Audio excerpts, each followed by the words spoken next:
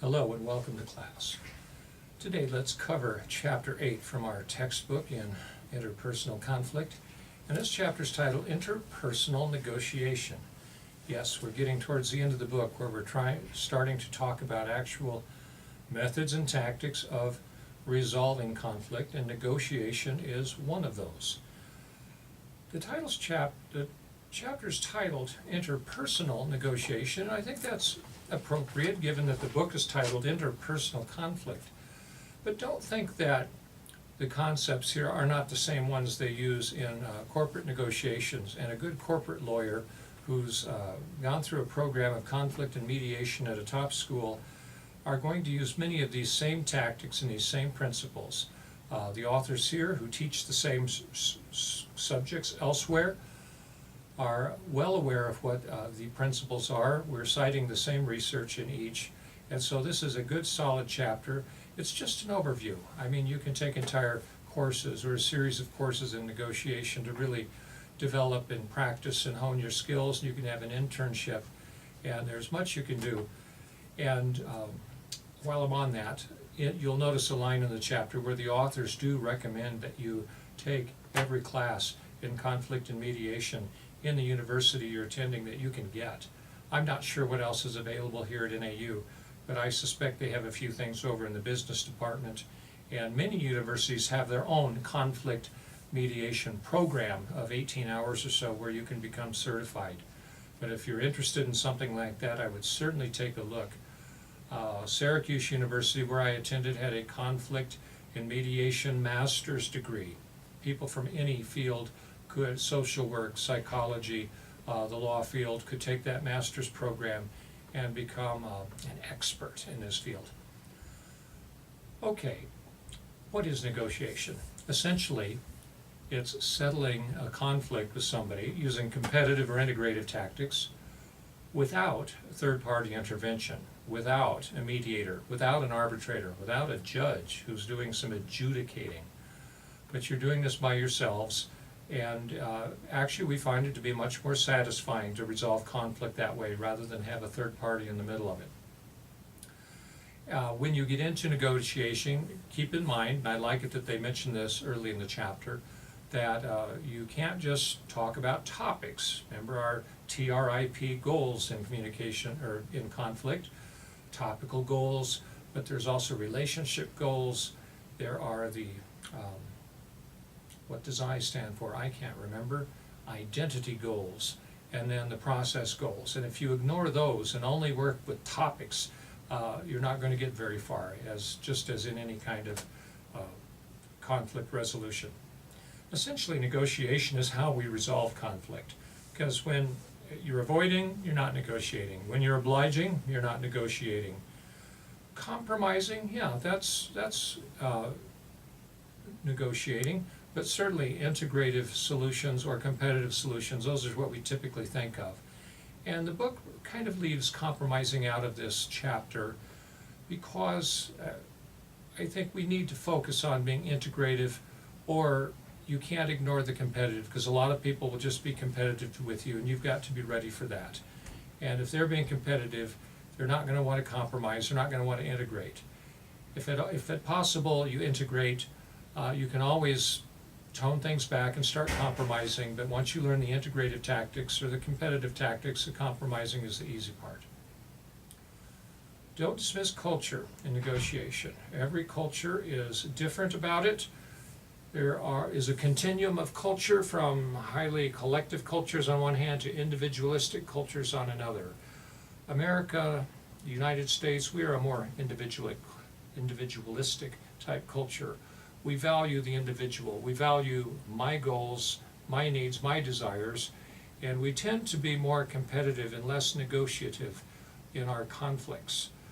Another culture, let's say south of the border, Mexico, is more collectivistic. Not entirely collectivistic, just as we're not entirely individualistic. And individuals within each culture can be anywhere on that continuum depending on their personality type. But generally speaking, Mexico is more collective. They are looking for the interests of the group over the interests of the individual primarily. And the family is more important perhaps in Mexico than many families in the Americas. So, in fact, just about every culture south of the border here is more individualistic. The United States, Canada more collectivistic. United States and Canada tend to be more individualistic, as is much of Northern Europe and Norway and Sweden. Norway is the most individualistic on the charts that I've seen. And Southern Europe tends to be more collectivistic. Well, of course, Southern Europe colonized South America and Central America primarily, and Northern Europe colonized Canada and the United States. So you could see the historical roots of these cultures there. In each culture, there are some areas that are off limits for negotiation and others that are wide open. Don't assume that you know what they are just because you've been down to the beach in Mexico and you've negotiated with a few people on some tourist items that you've purchased. That doesn't mean that's how it is when you start working with business people or friends there that you're working with. I'm going to try to move quickly here. We have a lot of material in this chapter, and I do urge you to read it closely. We have a section on argumentation, which I was very pleased to see. And in this section, I hope it's echoing some things I taught about in a previous lecture. And actually, this is the first time I've taught through this book, and I didn't realize those couple of pages were there on argumentation till I read through the chapter here earlier. But essentially, we're trying to argue in a way that's not antagonistic, like we saw in the Monty Python video. That's not like a courtroom, that's not too competitive. But we want to argue in a way, though, where you have to be a little competitive sometimes. And there are ways to do that. And Plato here, pictured at the right, has been doing this has taught this. And through that whole lineage, Socrates, Plato, Aristotle, onto the Roman orators of Cicero, Quintilian, Augustine.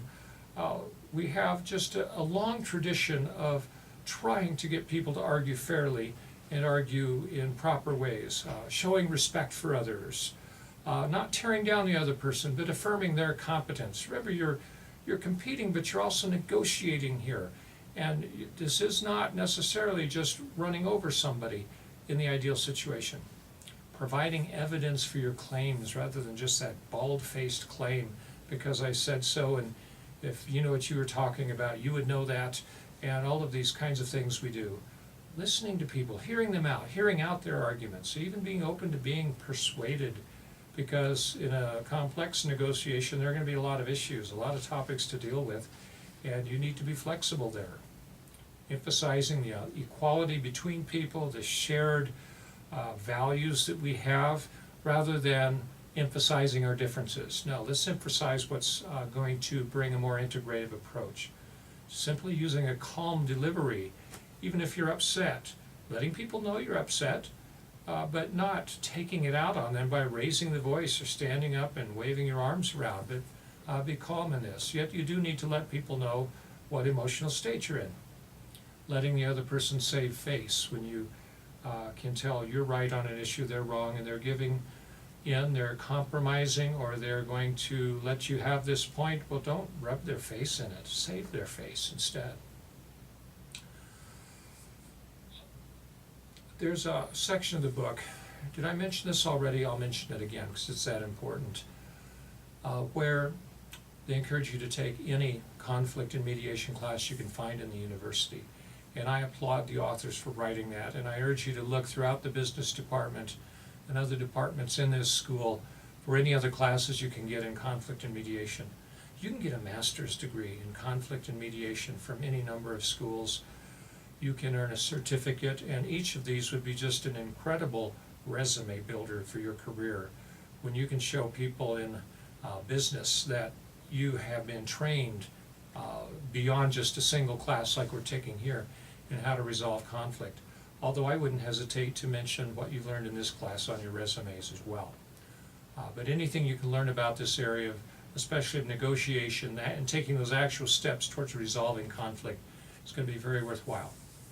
Okay, we'll talk about competitive negotiations, we'll talk about integrative negotiations, and finish up with a few other ideas. In competitive negotiations, we have some assumptions, just some givens that are out there that we don't talk about, we assume them. And the list here is fairly simple. This is egocentric. It's about me, and it's self-interested. I'm competing because I want what's best for me. My motivation is to be antagonistic toward you. I believe there are limited resources. What you get, I'm not going to get. What I get, you don't get. And what I do today in competing with you, it doesn't matter about tomorrow. I don't care about tomorrow. I just want to win today. I'll worry about tomorrow, even if I have damaged our relationship. Resources are distributed. That's kind of like limited. It means what you get, I don't. They're distributed between us. And I want to get as much as I can. And I want to win. I want to get more than you out of this negotiation. This is what we come to the table with, if we're coming at the competitive assumption here. And that can be very hard to overcome. Perhaps one of the challenges in negotiating is when you want to be integrative, but the other person is assuming we're going to be competitive. This is a list of what you're dealing with, what's inside their head that you've got to get past, and it'll be a challenge. Some competitive negotiation patterns, you're probably familiar with these. Open high, concede slowly. Maximize your gains. Get as much as you can when you feel them making concessions. Exaggerate your concessions. You want them to feel they're getting the same level of concession out of you, so you're exaggerating yours. Being forceful in your manner through just even your tone of voice and the way you argue. Concealing information, not telling people everything because they might realize that what they just gave you as a gain that you really didn't need, or that you're after something else, or you're up to something.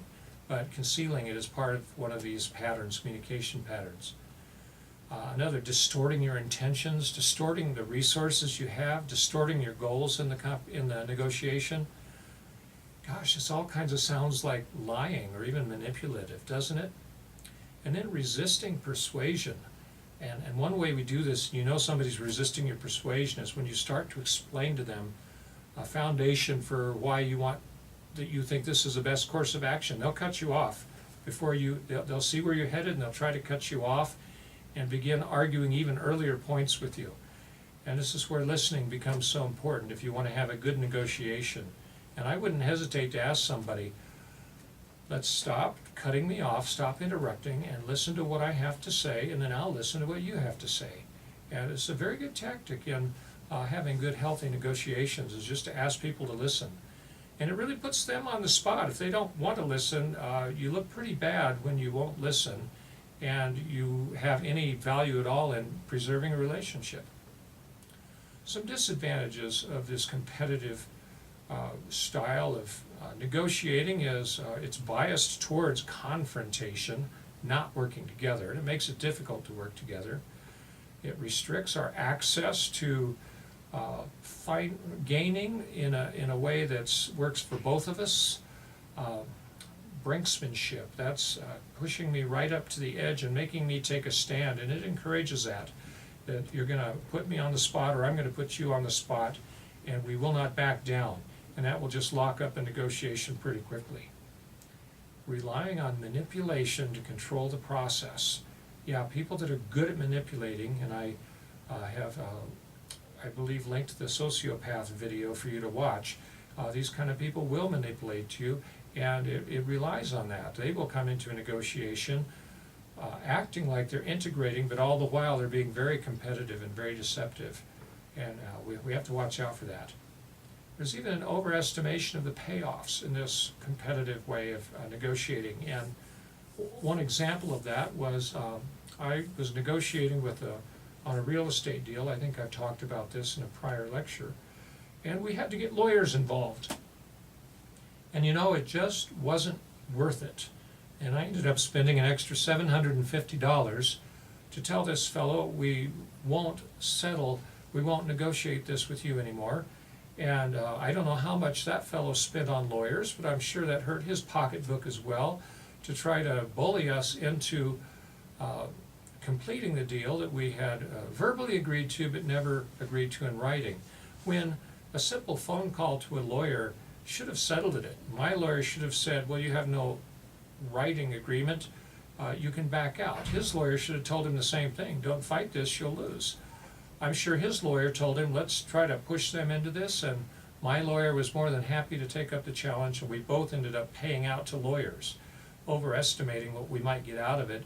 Had we sat down and tried to negotiate a little bit, we probably could have reached an agreement, and in retrospect, I would have liked to have sold the property. And so competitive negotiations just turn this direction, and you end up getting into something that was better not to get into in the first place. Integrative negotiation has some assumptions of its own here. It's an enlightened self-interest. Yeah, I'm trying to take care of myself here, but I'm also aware of what you need and aware of the relationship we have, and that it may be a long-term relationship. We seek common interests. We value common interests. We want to find those, and I value your interests in this kind of negotiation. A good example might be where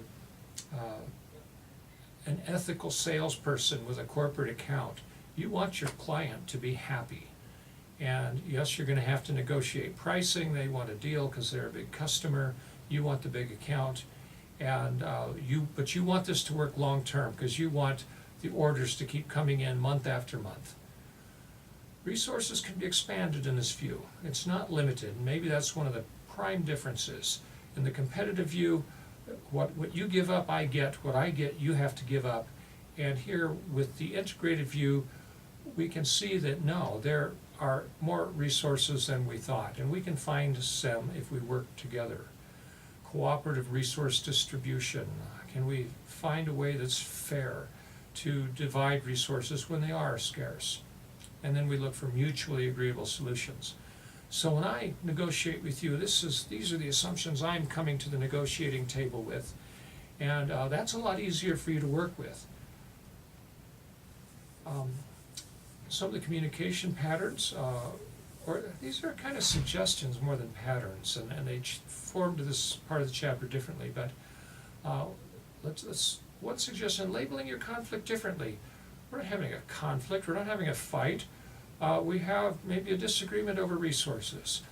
We have an issue we need to resolve. The book had a good example about who's in charge or doing something for the team. And you can reframe conflict with this integrative approach to help people to recognize that it's best to work together. The idea of story questions is asking questions in a negotiation to draw the story out of the other person of why they need what they need. Why is this so important to them? Why is that so important? I like this ritual of going for the walk. And the example is from marriage counseling. Walk for 5 minutes and she talks. For the next 5 minutes he gets to talk. And you don't interrupt each other. You just take turns talking and going around the block and having just some good communication there, but getting out of the normal place into a new place, out on the sidewalk or the trail or at the park, and communicating in a different place. Sometimes that makes all the difference than being at the same old kitchen table there. The idea of expanding the pie, there are more resources than we thought. Again, nonspecific compensation was an interesting one.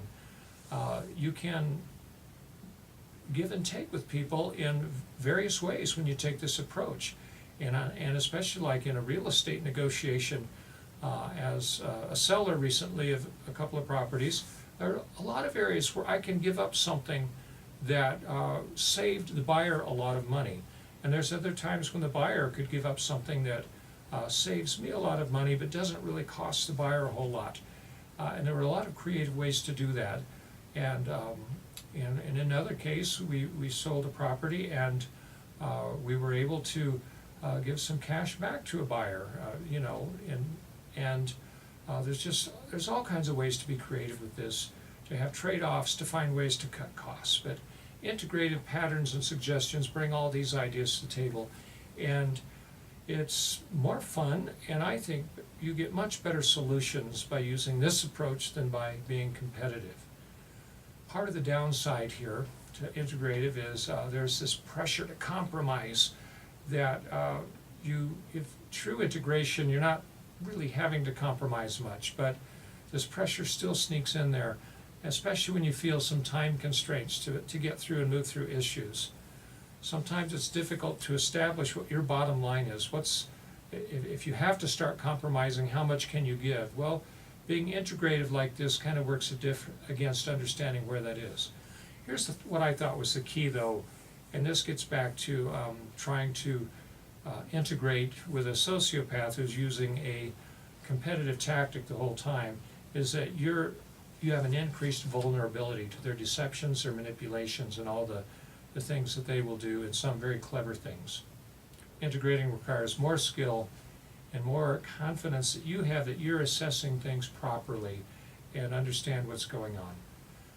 And as the book said, I think all the way through, being integrative is more difficult than being competitive, even than compromising. Okay, some principles of principled negotiation. And number one is to put your relationships first. Once you recognize, I value the relationship, and especially in the business world, especially in a smaller town or within a narrow field within business, you don't want to go around trashing people in negotiations, because word gets around about your character, and you will find that those relationships you thought were one-time relationships do have an effect on you. So value relationships in negotiating. Respect people, listen to them, be honest with them in negotiations. We do want to focus on interests. Those can be topical usually, but don't neglect our relationship interests and our identity interests. Generate options, legitimating criteria, and I'm drawing a blank on that one very quickly, so I'm going to have to turn in the book, because that one was important and I wanted to grasp that. That's on page 270 here.